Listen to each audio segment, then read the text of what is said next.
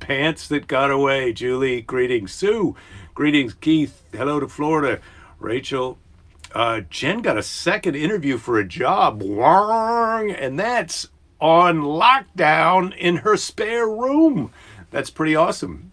Congratulations. I don't see Jen in here yet. But Christopher, hello. Jeff, David, greetings. Darren, hello. Scott, yes, I made it on time. You made it on time. I'm wearing my shirt that I've been using for another thing that I'm doing. I didn't get my ears lowered. I just got my hair wet. I've just come out of the sea, the ocean. I'm going to reach down. Well, I don't have to reach down just yet. I've come out of the ocean. Was down there for a swim with Lady Jerry and some other friends, sporting my giant half-gallon flask with my Yosemite sticker on the front. Living the dream, staying hydrated and living the dream.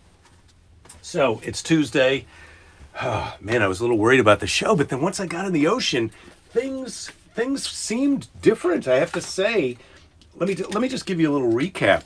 This morning, I woke up and the fun meter was way low. But then I went down, I got in the ocean, and at first I didn't like it. At first I got in the ocean, I thought, well, this isn't the result I was hoping for, but it's gotten a little bit better. And then now, after I've come home and had a shower, bam, I'm at a fun meter at the maximum. I do miss Lady Jerry, but she's still down in the water. She's submerged in the water. Let's turn the day around. I'm 2 hours behind you. Good. Rich, happy to have some help.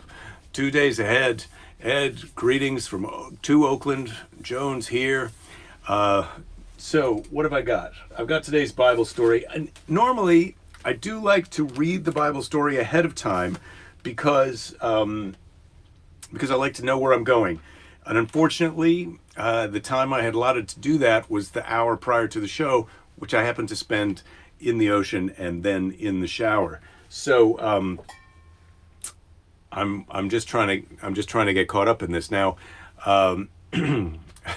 Negative ions work whether you want them to or not, right, Scott? Right? I believe it. The water temperature in Santa Monica, Ed, is about, I think Belinda said it was 66, 68. So it's refreshing. It's brisk when you first get in, but you can handle it. Maybe the flashlight's a little bright for the children's Bible. I'm not sure that this is the right choice of light. I do have another flashlight which can be used for this purpose. This is the magnetized under the sink flashlight. So Jonah and the great fish, which is a little bit of a misnomer. And I mean, people love to correct you that a whale is not a fish. Now this is a picture of a whale, and this is the picture of the fish that they're talking about here. That's more of a conventional type of fish. And the size of the boat compared to the fish, it doesn't seem like the fish is not going to swallow the boat, but it could swallow a person, I guess. And Jonah survived after being swallowed, but for 3 days in the fish, according here. The fish, in quotes, that Jonah may have been a sperm whale. These whales are known to visit the eastern Mediterranean Sea with large throats. They can swallow a body of a man whole. Well, let's not get into whether or not anybody got actually swallowed by a whale or survived for 3 days, because these whales don't eat big giant animals, according to my understanding of them. And also, well, here we go. God told his prophet Jonah to go to Nineveh and warn the people there to turn away from their wickedness. People are always turning to wickedness, and they've got to be told to turn away from it. And God loves to send prophets and people for this job instead of just being a booming voice in the sky, like, that's enough with that wickedness. That could have solved the problem, but God likes to do it his way. Jonah disliked the Ninevites and did not want to hear God's message, and so he went instead to Joppa. And there he found a berth on a ship sailing to Tarshish. Wow, Jonah's really trying to get out of this job. It's weird that God picked this guy. He's not into it. So he's got a problem with the wicked dudes in Nineveh, and he picks Jonah, who is let's say, unreliable at best and a downright scoundrel at worst. And as soon as the ship gets out to sea, God sends a great wind that whipped the water up into a storm, and it seemed that the ship would break apart. The sailors, terrified, threw everything they could overboard to lighten the load. The captain went below, where he found Jonah fast asleep. Now, I don't know who this Jonah is, but the idea that he can sleep in a storm at sea like this tells me that he's more of a sailor, and he should be up on deck helping everybody. So the captain says, "Wake up and pray to your God to save us," he cried. I mean, Jonah probably wanted to say, "Hey, look, it's not really a good time for me to be asking God for a favor because I'm not doing what he wanted me to do. I'm supposed to be in Nineveh right now." Meanwhile, the sailors on deck were drawing lots to discover who among them was the cause of the storm. Wow, this is some weird meteorology going on in Bible times. Like, look, we can't figure out what's causing this weather. It's probably not air currents or anything like that. It's probably one of you a-holes. So let's draw straws and figure it out. Instead, I think a personal interview to figure out what they've all been up to would be better if you think one of the sailors is the cause of the storm. But who am I? And this is, in fact, a Bible story, not a Jake story. So, yes, he said, "I'm the cause of the trouble. I am an Israelite and I ran away from the Lord. Throw me over the side and the storm will die down." So at least Jonah is stepping up and taking responsibility, which is something that, look, we could use a little bit more of in this day and age. At first the men hesitated and tried to row the ship toward the shore, but the waves grew higher and the wind screamed louder, and they took hold of Jonah and threw him into the sea. So they gave it a shot, but then it's like, "No, you're right, Jonah, you're going in the drink." At once the wind dropped and the water grew calm. Problem solved. So as Jonah swam in the sea, he was swallowed by a giant fish. So out of the hurricane and into the belly of the fish. For 3 days and nights, he remained in its belly, praying to God and thanking the Lord for keeping him alive until the fish vomited Jonah onto dry land. So this is basically, God's like, we could do this the hard way or the easy way. You could go to Nineveh and tell these guys to cut it out with their wickedness, or you could spend 3 nights in a whale. Your choice. Again, the Lord told Jonah to go to Nineveh, and this time he went, surprise, and warned the people that their city would be destroyed. And he's got some credibility. Look, I just spent 3 nights in the belly of a fish. So this guy is not kidding around. You guys need to straighten up. The king and all the subjects, knowing that they had done wrong, begged God to spare them and promised that they would mend their ways. God heard their prayers and resolved not to harm them. Jonah, however, was angry that the city was to be spared. Like, look, I spent 3 nights in a whale for nothing? So he built himself a shelter outside the city walls, meaning to stay there until Nineveh fell.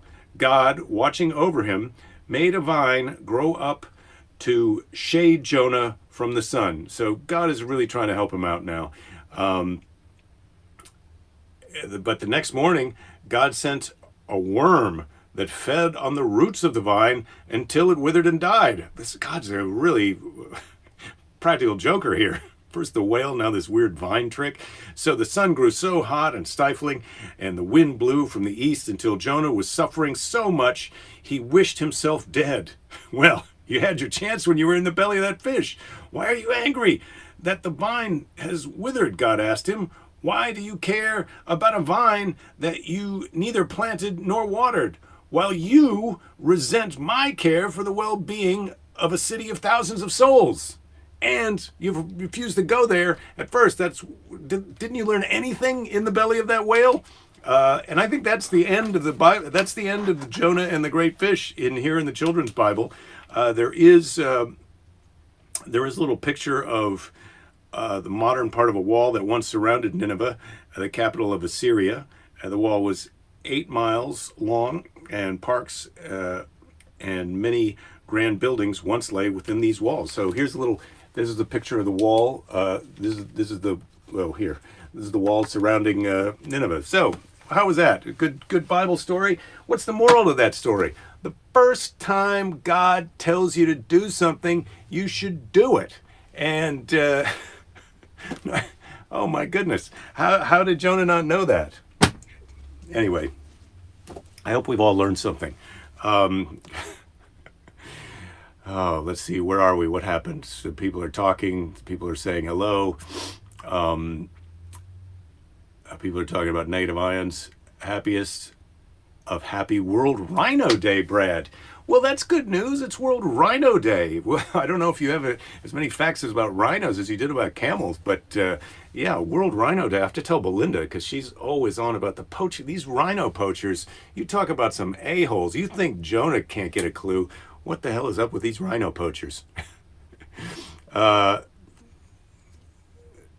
Oh, Darren, you're so sweet. If there's any reason you don't need to do the show, you're cool with it. Well, that's very nice of you to say. But I'm trying to stick to what I've said that I was going to do. And also, I have to say, this show is giving me a good kind of frame of reference on my day, because a lot of times you can't remember what day it is and you don't have really any specific schedule. But I've got this coming up at 3 o'clock, and as much as sometimes it feels like, oh God, I got to do that, it does also feel good to like, oh, I've got to do that. I have a thing that I have to do.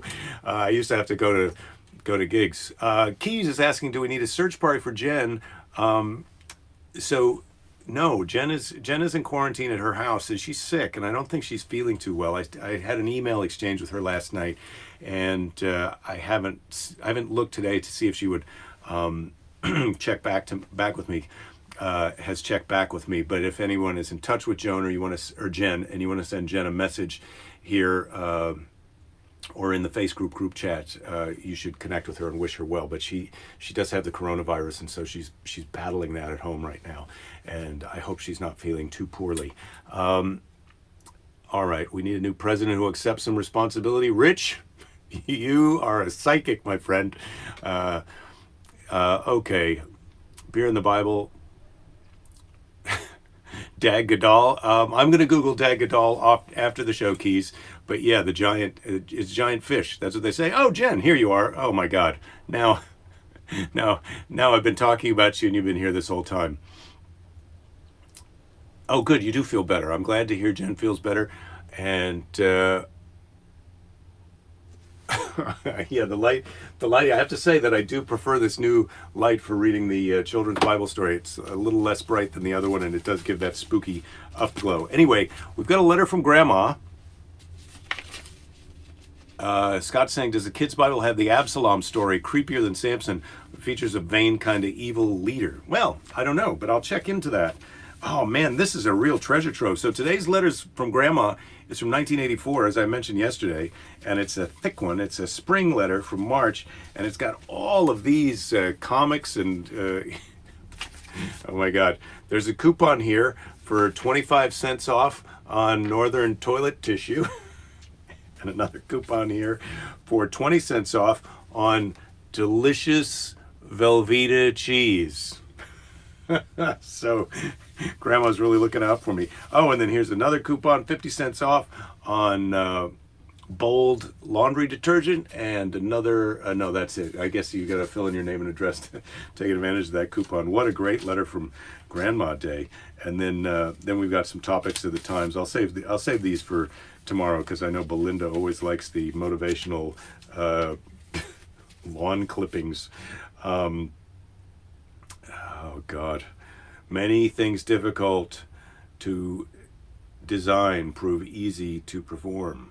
I'm not sure what that even means, but that's just a hint as to what we've got in store for us later in the week when we look at some of the letters from Grandma tidbits. I don't know how I keep not being at the bottom of the chat here. Yeah, it's a letter from Grammy. Jen, that's a good gift. Jen, the lady dog walker. Rachel is asking my sister if she has letters from Grandma too. She may. I'm not sure if she saved them the way I did, but yeah, when I run out, I'm going to be looking to Sue for some extra letters from Grandma, maybe. So here we go. It was postmarked March, but it's February 18th is the date that's on the letter. Thank you for the Valentine. It's so nice to hear from you and what you are doing. I'm glad your comedy skits were well received. If only I could go out and do some comedy skits now. I'd really love that. It is raining today, and I understand Kansas had a snowstorm. It was snowing. Oh, I understand they drilled 2 wells on the farm, but they were dry, no oil. They have some farmland in Kansas and they drilled for oil. It seems like lots of money for spacewalking, but the U.S. can do it if others countries can. I don't know. She's a little down on our moon missions, but it is 1984, so she's going to have to get over that. I think all of the U.S. boys should be brought to U.S. from Lebanon. That ship is close too. I just hope Reagan or Democrat doesn't start a war in Honduras or Argentina. Well, we dodged that one. Grandma's fears were not realized. Talked to Grandma Jay, the other grandma. They were going to have pancakes for dinner. She walks with a walker. Grandpa Jay doesn't like those Meals on Wheels, but Grandma says they aren't so bad. Meat, mashed potatoes, string beans, pear sauce one day. She was so happy you sent them a letter on Valentine's. I guess I sent them a letter too. Perhaps Maxine and Lyle, my aunt and uncle, my dad's brother and his wife, will soon be home. March 3rd. We sent Mother some pictures. She said they arrived home the 15th. Frida, that was our dog, hardly knew her, and her leg was so weak, but she was getting better.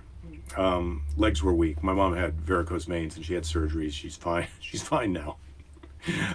This is from 1984, as I will remind you.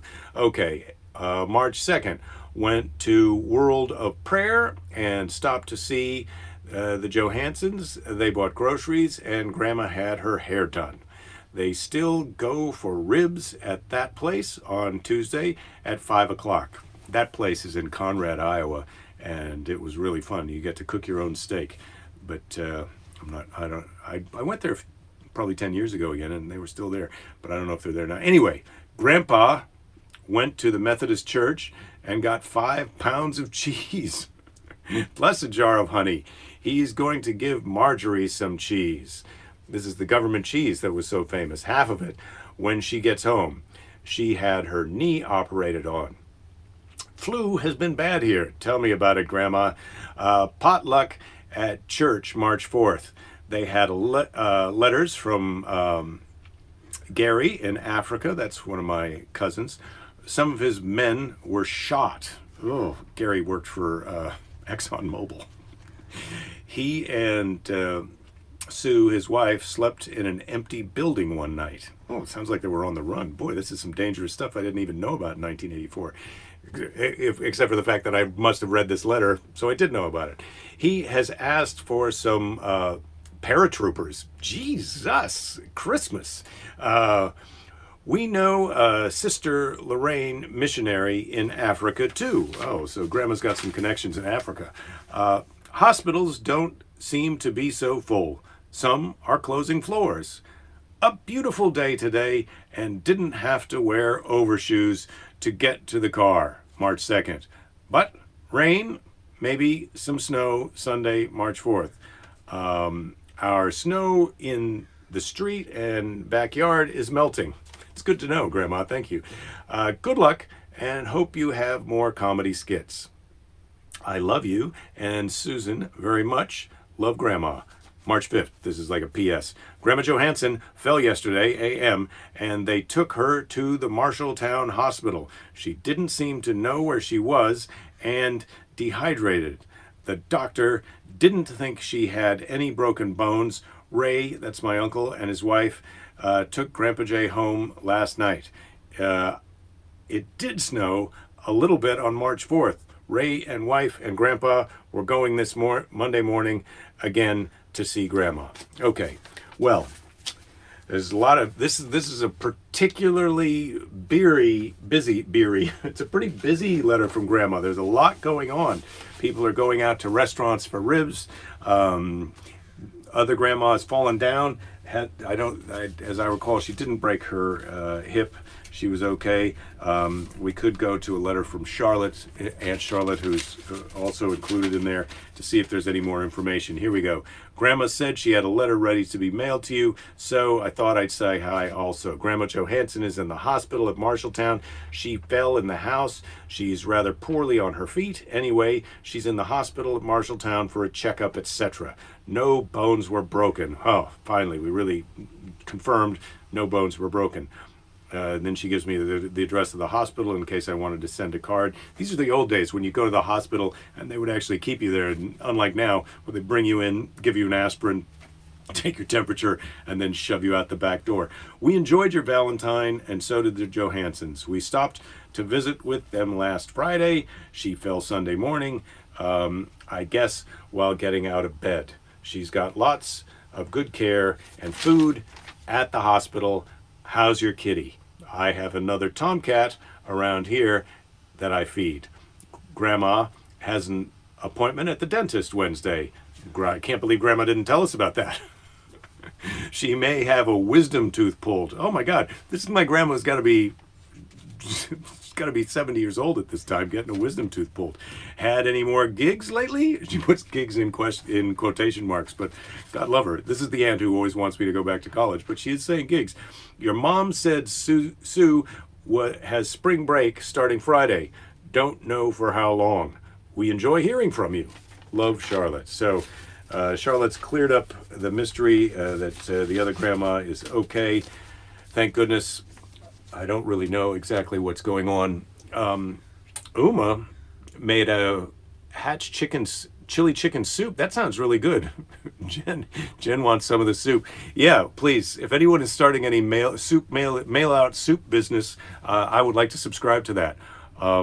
Jeff, you say you've got letters from your mother that she wrote when she was in college, but she's still alive, so it's not the same. Yeah, well, Jeff, you hang on to those letters, because I have to tell you, saving these letters was something that I didn't realize was going to reward me or us in this way. And I have to say, one of the ones that I read first to Belinda that I haven't read on the show is one of my favorites. I'm going to see if I can find that, and we'll do that for the finale when I'm out of letters before I have to start over. We'll read that one. Betsy says today is her mom's birthday. Your mom is 95. Oh my goodness, 3 years older than her mother was when she died. We're having her party on Zoom tonight. No candles. Yeah, no candles. No, when you're 95, you don't have to have a job. You just get the cake, right? Well, please wish your mom a happy birthday from me. I think that's so exciting too. Even though it's a virtual birthday party, 95, what an achievement. I feel like the over-under, as far as myself, I feel like I'm in bonus time right now, but I feel like the over-under for bonus time is around 84. I may have said that before on the show. I think that's roughly when Paul Newman died, and that guy was taking care of himself.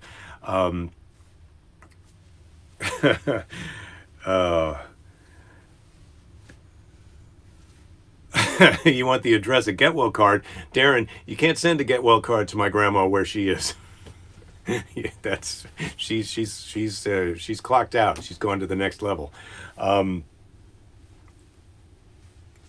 Oh, I see. Josh, you're reposting from earlier in the chat. Thank you. Well, when I'm busy with the letter from Grandma in the Bible store, I can't really say.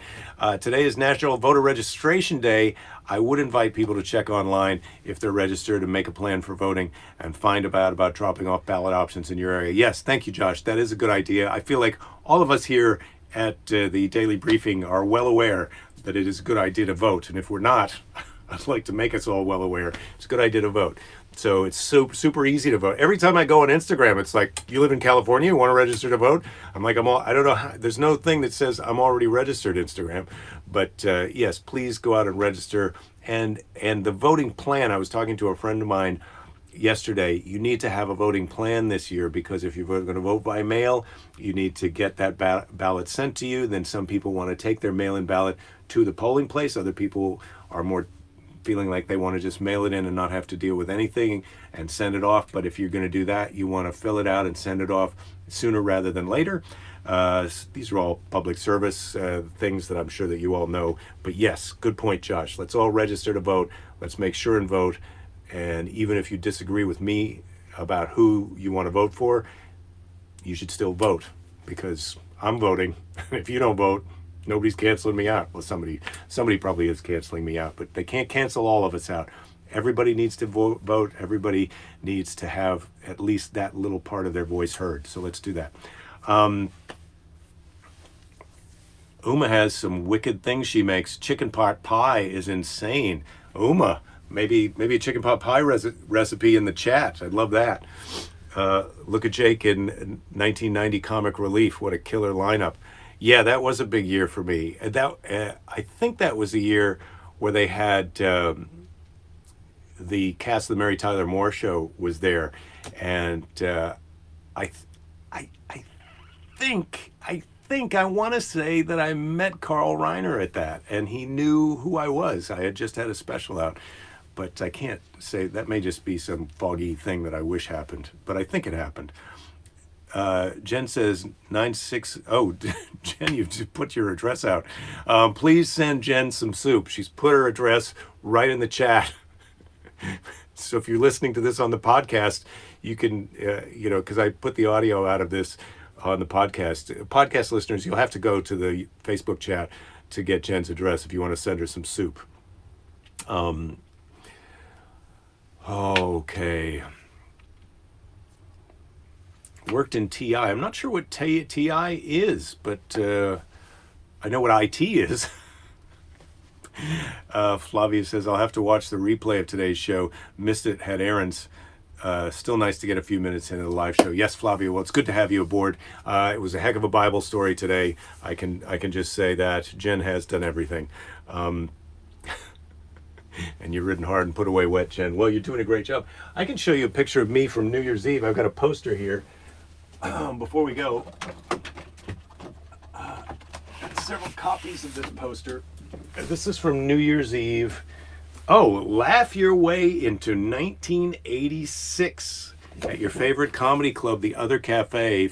Used to be at the corner of Carl and Cole in San Francisco, and obviously that's me.